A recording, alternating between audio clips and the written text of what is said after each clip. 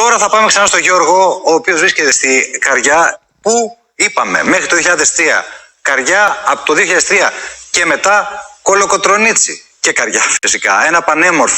Ένα πανέμορφο χωριό, Γιώργο.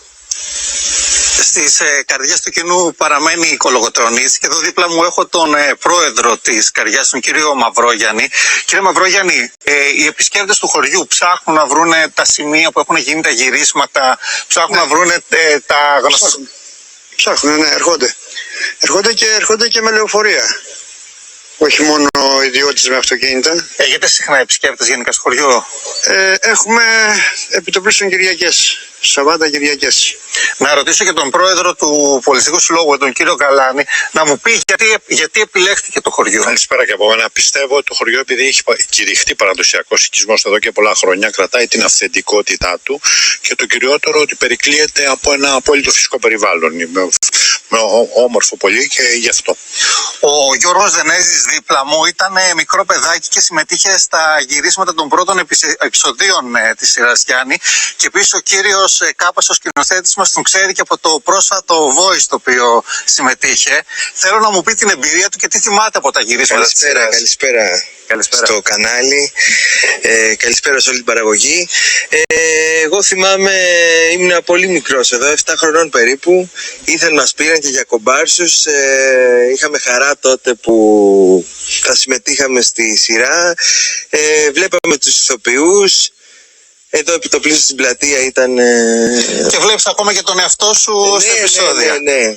Αυτά, Γιάννη. Πραγματικά όμορφο μέρος και είπαμε μετά το 2003 Κολοκοτρονίτσι, αλλά ένας άνθρωπος είναι υπεύθυνος και πίσω από αυτή την αλλαγή του ονόματος αυτού του χωριού.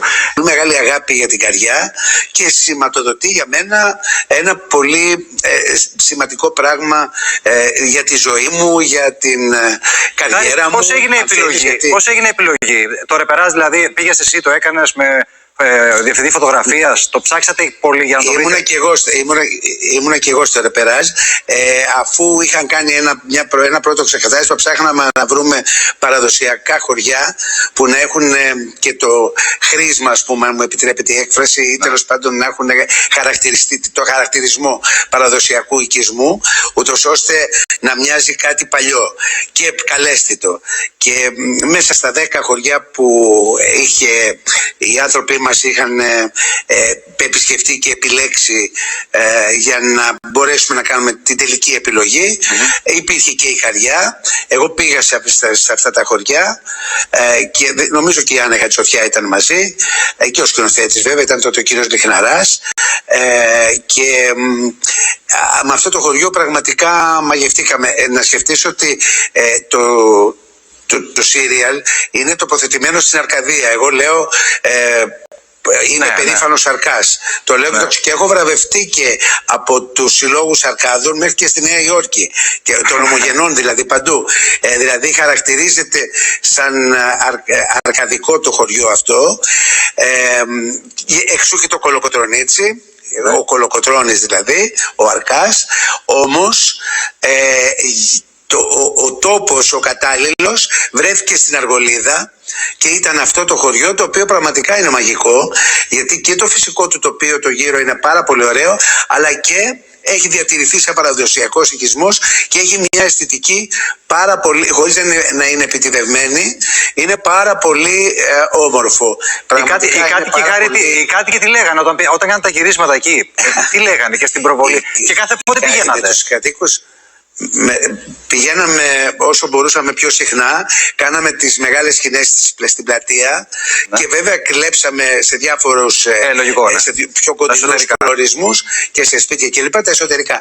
Αλλά πράγματι έδωσε όλο το χρώμα και όλη τη λάμψη, την έδωσε αυτό το χωριό. Αν θέλεις και την τύχη, γιατί ήταν μια πολύ μεγάλη επιτυχία. Θυμίζω ότι έκανε στην πρώτη του προβολή, την πρώτη του μέρα προβολής, 45% και έφτασε μέχρι 55%. Ήταν μια πολύ μεγάλη τομή για την τηλεόραση. Τηλεοπτικά έτσι κι αλλιώς δεν υπάρχουν και πολλές αποτυχίες να έχεις κάνει, Χάρη μου. Οπότε δηλαδή. Και δεν συζητάμε τώρα Κωνσταντίνο και Ελένης που παίζει. Χρόνια και χρόνια, γενιές και γενιές. Ναι, και η ΔΕΝ και η ΔΕΝ παλιότερα. Και το Δελιγιάννη Παρθεναγωγείο. Έχουν γίνει σειρές, ναι, ασφαλώς. Και θέλω να σε πάω τώρα. Θέλω να σε πάω εκτός χωριού. Θέλω να σε πάω εκτός χωριού.